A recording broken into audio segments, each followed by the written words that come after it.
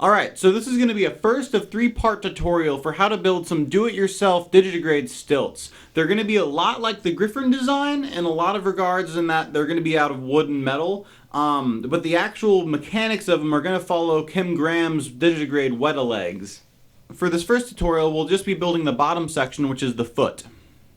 The first thing you'll need is a really strong, nice 2x4 with no holes or knots. Next you'll need 2 L brackets, and then 4 more L brackets that are flat. You'll also need 2 carabiners and 12 1-inch lag screws that fit into your L brackets. Mine happen to be 1/4 inch. The first thing you do is cut the 2x4s to length. Now this is the actual length you want the stilt to be, from the toe of your stilt to the heel of your foot. Now I left some materials out because I'm going to be building the foot a little bit differently than you might decide to. Since they're made out of wood, you can totally go with the Griffin design and make like a boxy square version. These will make it easier to balance, but in my opinion they don't look as good. Instead, I'll be using some rubber from an old bike tire and some bolt hardware. Another thing I like to do with my stilts is offset the toe to the inside of your foot, because the center line of your shoe isn't right down the center. Rollerblades are the same way.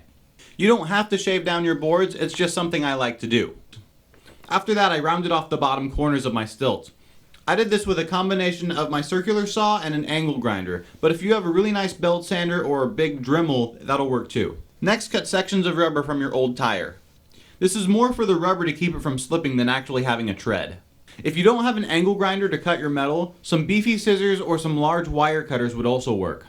I cut the metal bead off both sides of the tire first, and then I cut them the length. Next, fit the rubber onto the toes of the stilt so you can mark your bolt holes. I cut my rubber a little bit long because I knew I was only going to be drilling 1 hole. I did this so I wouldn't have to drill 2 holes so the wood would stay stronger. The bolts I got were exactly 2 inches long, and it was a little bit hard to finally get that nut over the tip of the edge. Once you decide how to do your foot and make it how you want, it's time to attach the L bracket to the side of the stilt. For the first one, use a shoe or your actual foot to line up where you want the bracket. Mark your holes and then measure the rear hole. For all other brackets, measure from the back of the stilt. This goes for your second stilt as well. Once drilled out, attach all 4 brackets with the 1-inch screws. These brackets will create the ankle hinges that will go up to the rest of the stilt. Then it's time to attach the rear bracket in the same way. Just make sure it's centered between the 2 hinges you just made. This rear bracket is what you end up attaching the metal cable to that will act as a new tendon.